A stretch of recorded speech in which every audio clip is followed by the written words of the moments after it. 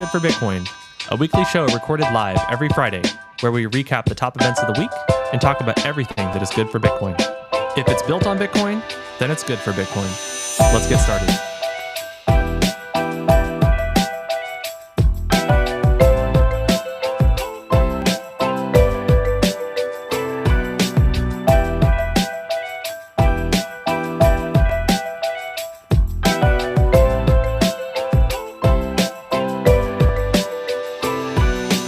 Content shared on this podcast is for informational and entertainment purposes only.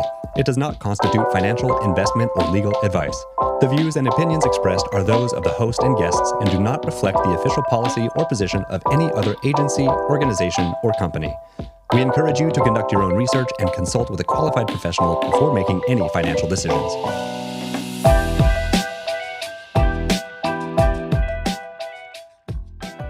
Well, hello, everybody, and happy Friday. Welcome to Good for Bitcoin, your weekly pulse on Bitcoin innovation. We are live on goodforbitcoin.com. Thank you to everybody for tuning in live. And Kate, how was your week?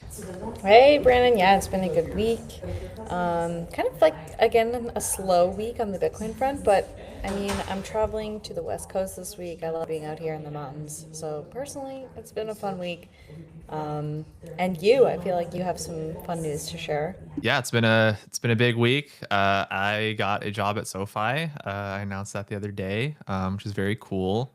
I think that I am their first like crypto native like marketing hire on their team. So basically, my main focus is on community and just like growing a crypto community on SoFi. They have a product called SoFi Crypto, of course, and we've talked about them on the show before, so it's kind of cool to go full circle and be joining their team. But also just wanted to mention, just for like disclosure purposes, like nothing about the show is changing, like nothing about kind of everything else that I do is changing. Like Good for Bitcoin stays independent, Vibe Watch is still a thing, like all the other stuff that I've been working on is still here and still going to be here. But yeah, mostly just wanted to mention, just I guess for disclosure. I mean, I'm sure we'll still end up like continuing to talk about like SoFi, especially because I'm a little closer to them now. I'm sure it'll just kind of naturally come up, and there's just like some natural biases there. But we try to keep it, unbiased as possible. But if I work there, obviously there's going to be some. So yeah, but it's very Well, cool. congrats. Super exciting. Yeah, Thank you. It's fun that you're like the crypto native person there. Yeah. I'm sure that they're going to utilize you pretty good. Yeah, I'm going to orange pill everybody. Well, let's kick it off with all of the public company news. Lots of public company news again this week. Strategy, they sold some more Bitcoin this week. They sold 1,691 BTC. They used that to repurchase more STRC. That's $108 million worth.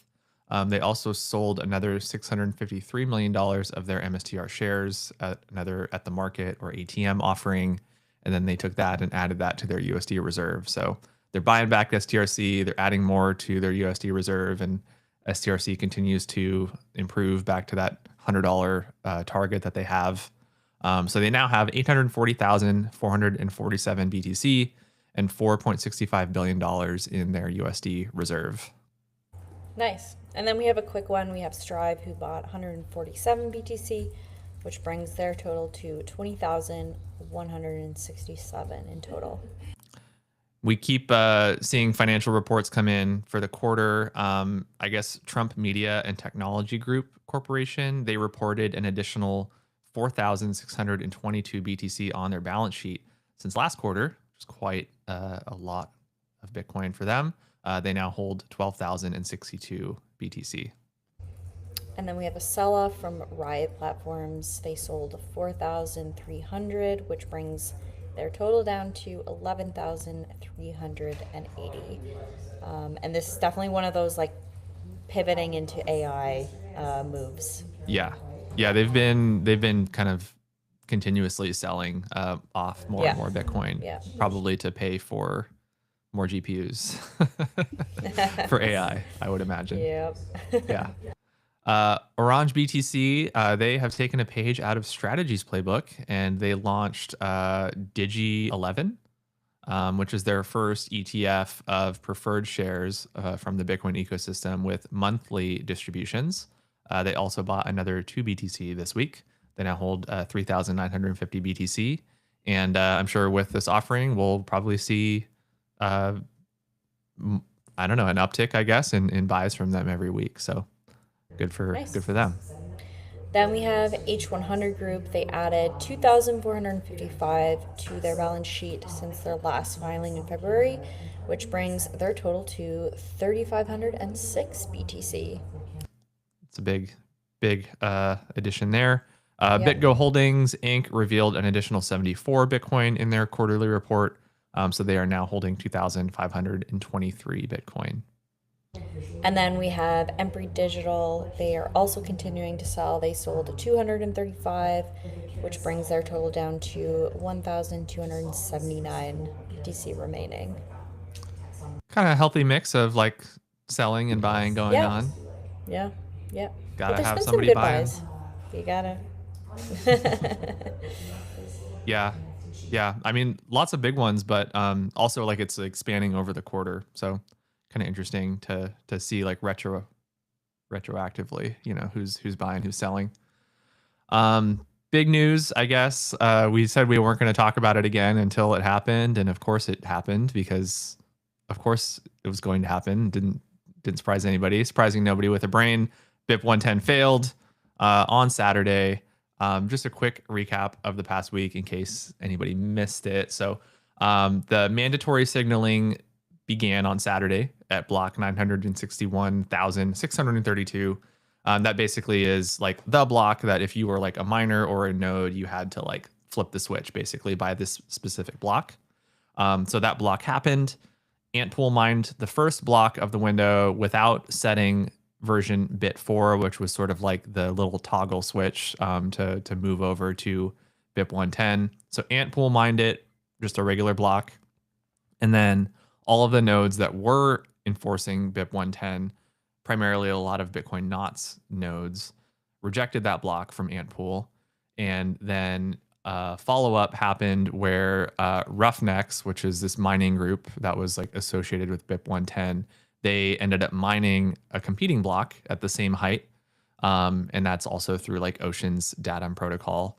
And because of that, this created a chain split, which a lot of people speculated was going to happen. They literally forked off. And BIP110, that minority chain, then produced one more block, also by Roughnecks.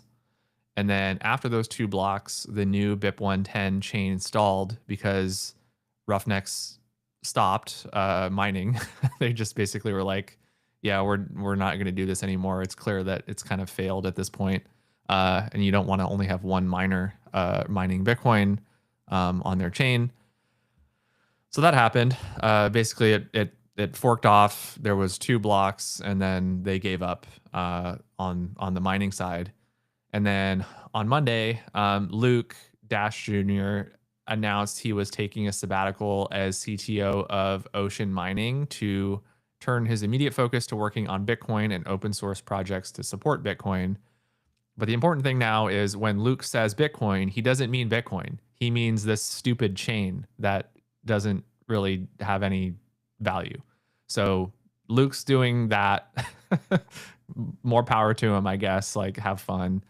So Luke is just like no longer a part of Bitcoin anymore. Also on Monday, he was removed as a BIP editor, citing one, the troubled BIP, also conflicts of interest that were him, I guess, approving a pull request that was related to the BIP like minutes after it was submitted. So just like fast tracking this because he had like a vested interest in it getting, submitted. And then just general like lack of contribution elsewhere because he was like basically only focused on this and like not contributing in any other kind of meaningful way.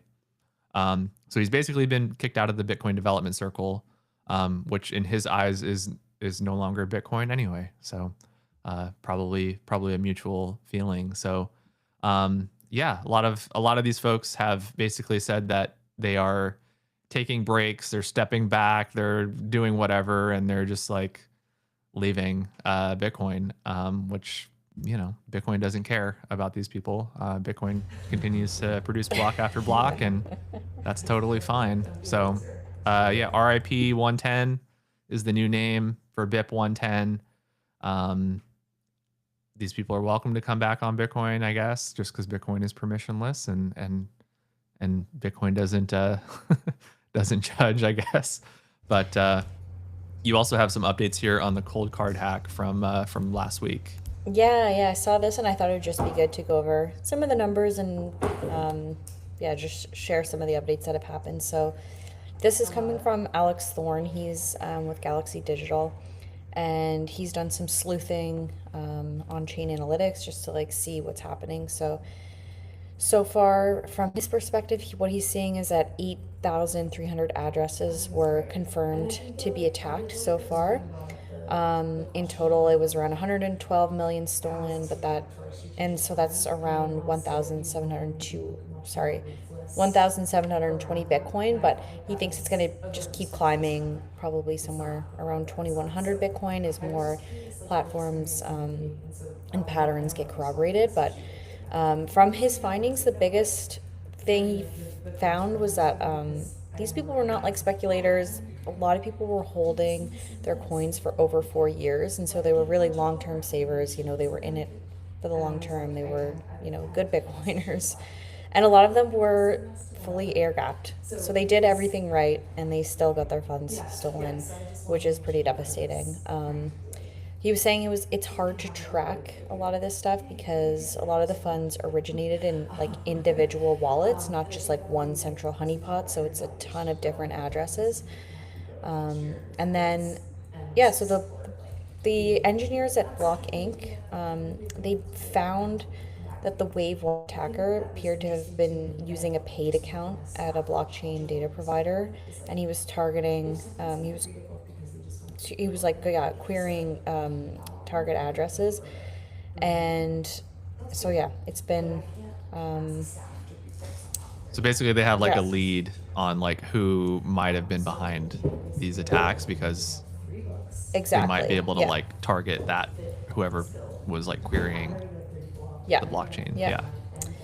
And then we touched on it last week. We were talking about the Bitcoin Red Team. So this is like a group of volunteers led by Rob Hamilton of Anchor Watch.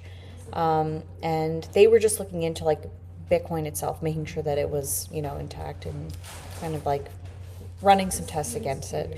So they had AI models running against 500 plus open source repos since the hack.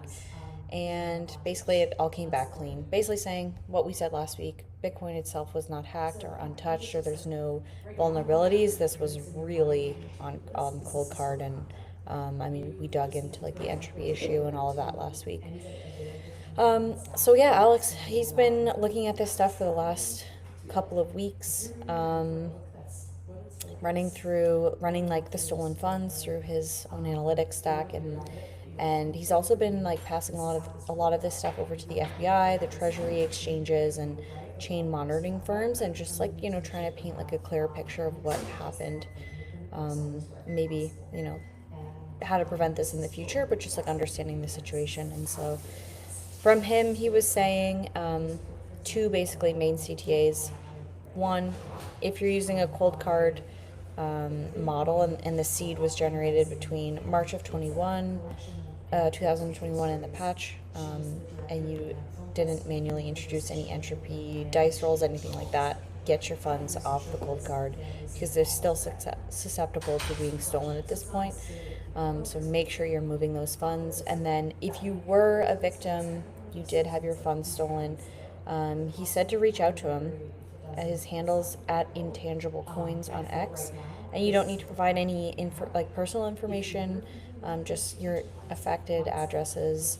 And he said he would send back a forensic report that you can use if you want to file with the FBI's IC3. So, yeah. Yeah. Crazy stuff. Yeah. Yeah. I have mine still. I think I've heard people say like hold on to your cold cards just in case there's like method where you need to like prove that you are the rightful owner of this cold card and like of the seeds and stuff like that. Um, so I guess do that, but I don't know. I would personally just like if you have any cold card, I would move off and just choose another option at this point. Maybe not Trezor, which we'll get into. But Oh, um, yeah. but yeah, it's rough out there right now with these. But I mean, considering like cold card coin kite is such a small company, like who knows if they're gonna survive this, and if they don't survive this, like what kind of like what kind of like maintenance like on the firmware and like stuff can we expect in the future, like 10 years from now, if another vulnerability comes out, like is CoinKite going to be around to fix it? And like just who knows, like I don't know, doesn't there's so many better options out there at this point that just Yeah, doesn't make agreed. sense to use it. Yeah.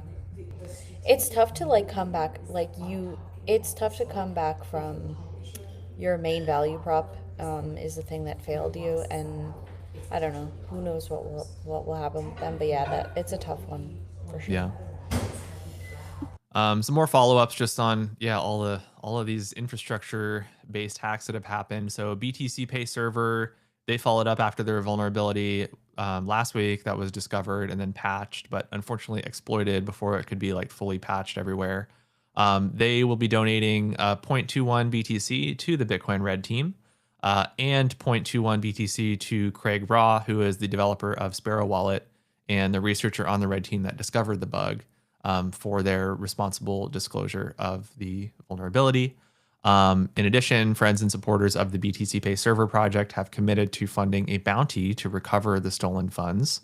The bounty will be 10% of the amount recovered, up to a maximum of 3 BTC for full recovery of the funds. So good news, I guess, if you are a BTC Pay Server, you are not, and you did get your some of your Bitcoin stolen, you might get a little bit of a recovery there, but that's kind of just like out of the goodness of like other Bitcoiners' hearts that you are potentially going to get some recovery. Not seeing anything similar, coming from Cold Card, because there's just that's too much Bitcoin for like for somebody Yeah. to out of goodwill Yeah. reimburse. But Yeah. yeah, pretty cool just to see that coming out of BTC Pay Server, and then supporting the Red team on all the really great work that they're doing. Nice. Well, we have some other bad news. I didn't expect to see this one coming, No. but Trezor has also suffered a data breach. So, not as intense as Cold Card, but it's still unfortunate. So basically, one of their shipping providers was exposed. And what this means is that if you had ordered a Trezor in the past roughly 90 days, so 3 months, and you live in the US, UK, Sweden, Colombia, Brazil, Italy, or Portugal, then you are impacted. And so the information that was exposed would be your shipping address, your phone number, email address, which is a lot of very sensitive and valuable information. It looks like the incident affected just under 12,000 customers, and just under 2,000 customers with partial exposure. So a little bit less intrusive. It would be like your name, your city, your email. But yeah, this is extremely unfortunate. Right after the Cold Card incident, where a lot of people are definitely buying Trezor because it was, a lot of people were doing like analysis saying like Trezor is the best one that you can have, or it's like the one that you need to pivot to now. And I mean, I'm sure that whoever was like stole this information probably fed on a lot of that stuff too. But yeah, very very unfortunate, and just it's really tough for this like KYC. This KYC stuff when you're dealing with this, you can take steps to be as anonymous as you can, and like you can provide like a PO box, like a a different name and alias and stuff like that. But at the end of the day, like that's tough to set up as well. I don't know what's happening because I almost bought a Trezor too, and I was going through, and I had it in my cart, and I was like, I'm gonna wait. Well, I'm this just, this specific thing I think has happened to Ledger before. yeah, it did, Uh, yeah. so yeah, so I mean, nobody is safe. It sucks because it's like, you could ever, as a company, you could do everything right, but like all of your like subcontractors that handle like your logistics and your shipping and all the other stuff, like they also have to do everything right. And like sometimes you just can't. There's just like nothing, it's out of your control in some ways. Yeah, Um, exactly. yeah, I mean, to be like very clear, this has nothing to do with like if you have Bitcoin on a Trezor, like your Bitcoin is still safe. It's just like you like got doxxed. Yeah, And it's just OPSEC stuff. yeah, Yeah. and yeah, especially like you said, right? Like a lot of people pivoted to Trezor as a direct response to like Cold Card. They're like, oh, I'm gonna move my funds to Trezor instead, and they had seemingly 12,000 new customers over the past few months that tried to move over, and yeah, and this happened to them too. So not a great thing to happen to somebody who potentially suffered through both things, right? Like if you Yeah. had a Cold Card and you moved over to this and then you just got screwed either way. So pretty big bummer. That I guess they did have like they've had this long-standing thing where they only keep this data for 90 days. So that's why it was kind of somewhat limited to that 90-day period, and then they like delete customer data after that. So I think they're, they do what they can, I guess, from like a customer service standpoint, to limit the amount of customer data that they're hanging on to. But yeah, I mean, still you had 12,000 people nearly 12,000 people that were Yeah. impacted by this. So I too saw bad. this meme, like Dave Ramsey, like Mhm. the money guy. Yeah. And it's like it's just a picture of him and he's like has his arms crossed and he's just like not looking impressed and it's like, so you lost everything during FTX. And then it's like, yep. And then you bought a like hardware wallet because you wanted to fully self custody, because exchanges can't be trusted. And you're like, yep, that's correct. Then he goes, and then your Bitcoin wallet got hacked because like the entropy was too weak. Hmm. Yep. Then you switch companies, and then they also got hacked, and your data got leaked. And he goes, yes, Dave. And he goes, and you're still buying Bitcoin. And you're like, yep. Yep. Yep. Still here. Yeah. Oh God. Yeah, we talked also last week about the challenges that, especially the red team, that Bitcoin engineers have been having trying to defend against all these hacks, in large part because Claude and ChatGPT have been blocking these inquiries of like cybersecurity. It like raises flags and then they refuse to help, or they like demote them to like less advanced models that like can't help. So the Bitcoin Policy Institute, they published this open letter this week calling on the world's leading AI labs to provide qualified open source developers with trusted access to frontier AI models, like Mythos and some of the other ones that are like not available for everybody to use yet, but are clearly very powerful and would be very helpful in defending against situations like this. And the letter was basically signed by every big Bitcoin company that you can think of: Strategy, Coinbase, Block, Galaxy, River, BitGo, and a lot more. So, yeah, conversations are happening on making these tools accessible because the bad people have access to them. They have access to these advanced models, these Chinese models that Americans. It's harder for Americans to access, and we just don't have the defenses to keep up with them on the American model side of things. So it's a real problem right now. Yeah. Yeah. Well, it's cool.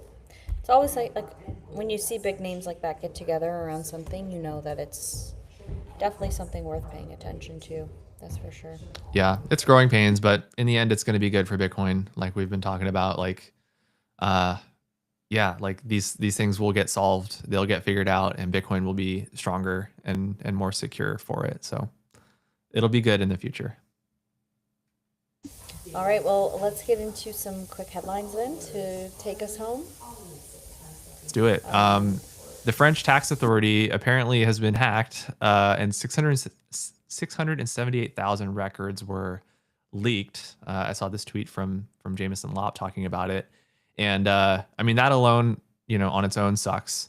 But when you combine it with things like this Trezor hack, right? Being able to connect the dots and being like, oh, this person has millions of dollars. I can extract that from their taxes, and I can see that they have, a Trezor that was mailed to their mailing address. Um, I mean, I don't think France specifically was added on here, but you can see, going back to like your point about like just the dangers of KYC. You can see how like connecting a few of these dots can make it just really, really easy for somebody to find you. And we've seen, a lot of stories already. I think we just covered it just a few weeks ago in France, of people getting found, and like getting extorted, for their Bitcoin, like threats of physical violence, like people getting kidnapped. Like, I feel like it happens in France a lot. But yeah, just not great news there. If you are a French Bitcoiner, just be careful, I guess, out there. I don't know what else to say. And then I saw this morning, Netflix is releasing a series about the rise and collapse of FTX. It's coming out in November, I think on November 19th. It's called The Altruists, and yeah, it's going to go dive into all of the SBF drama that happened. It'll be interesting. It's always like you never know what kind of tone they're going to take, like what it's going to, what will come out on Netflix and stuff like that, but that could be an interesting one. I will definitely be watching that. That'll Yep. be interesting.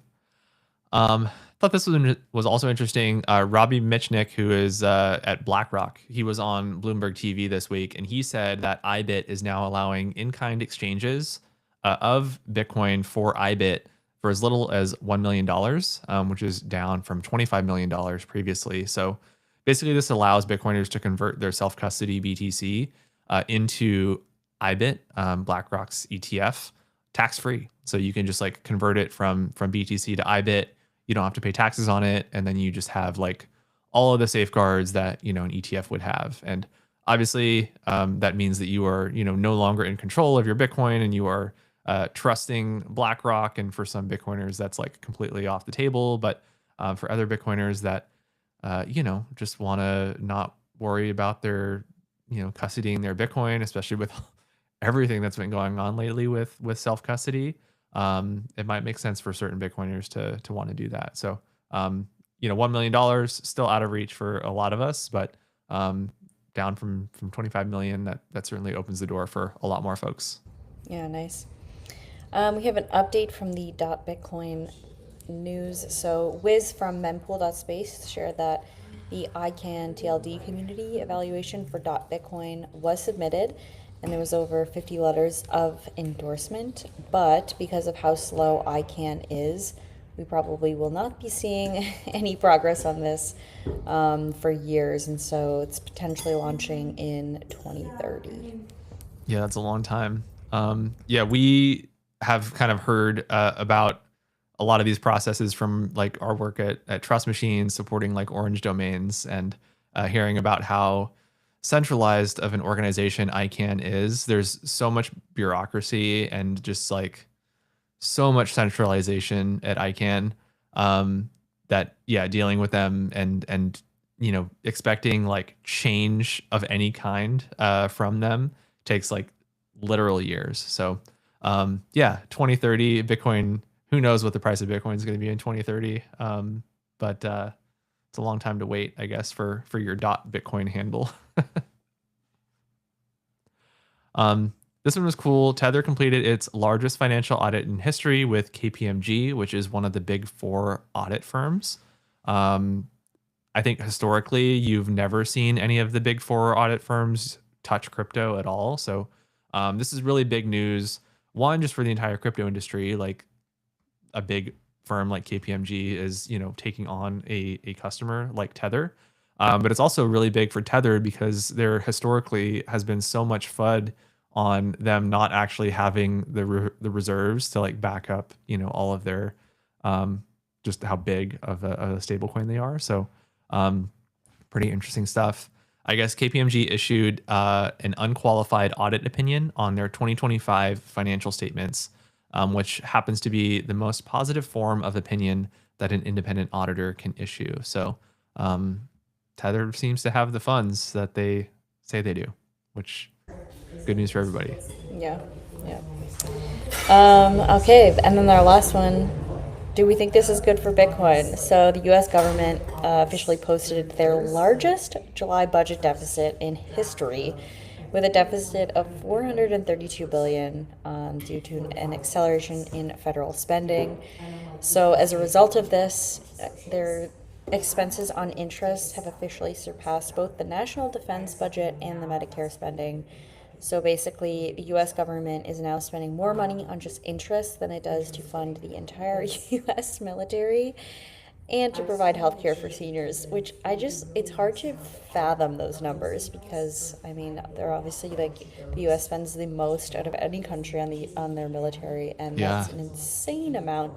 And so they're spending more just on interest. This is actually wild. Yeah, it is. It is pretty crazy. It's good for Bitcoin, but like, I mean, there's who knows what's going to be left, I guess, after, Yeah. after all this, if we're going to even need Bitcoin or if we're going to even have computers or I don't even know. Yeah, crazy stuff. I think that wraps it up for the week. Yeah, just a lot more like aftermath with just all the crazy stuff that's been going on over the past couple weeks. Hopefully we'll have some more positive news next week. But thank you everybody for tuning in. We will see you next week. We stream again every Friday at 2 p.m. Eastern. Catch us at goodforbitcoin.com and have a good weekend. Bye, guys. Bye.